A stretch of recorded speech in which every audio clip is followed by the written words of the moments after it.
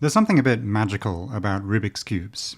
There are lots of little parts that can move around in lots of different ways, and yet somehow the whole thing doesn't just fall apart. Most things that you can rotate have a fixed thing that they rotate around.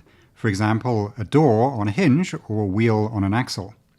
That couldn't work for the little cubies on a Rubik's Cube because they need to be able to rotate around multiple different axles. So, what's going on inside of a Rubik's Cube that allows the cubies to rotate in all of these different ways? Here's a model I made as I was trying to understand how they work that hopefully makes it easier to see.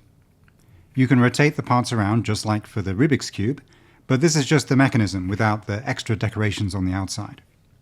And I should say that this is just one version of the mechanism. There are different ways to make it work, but I think this is one of the simplest variants. The first thing to notice is that the boundaries between different parts must be circular, because they need to rotate against each other. You could think about starting with a spherical shell and slicing it with 6 planes to cut it into the parts and make the circles.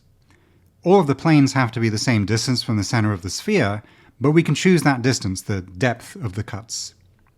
With these cuts, the parts can rotate in all of the ways we need them to, but so far there's nothing stopping them from falling apart.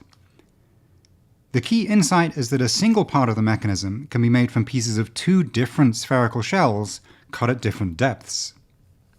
There are 3 different kinds of cubi corresponding to the centers of the faces, the middle of the edges, and the corners. The face parts don't actually need to move around that much, they only rotate in place. This means that they can be bolted onto the core of the mechanism and are free to rotate around their bolts.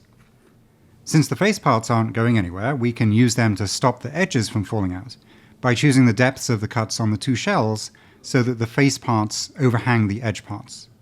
You cannot pull an edge part out because it has a lip stuck underneath the overhang of each of its face neighbors. Similarly, the edge parts overhang the corner parts.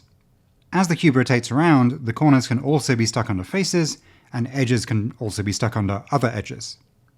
In fact, the rotating parts have a whole circular lip that is caught underneath a whole circular overhang on the rest of the mechanism. So this stops anything from getting out away from the core. You also cannot push anything in towards the core.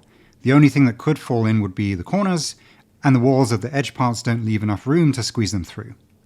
That's enough to only allow the pieces to move in the ways that we want them to, and so we're done.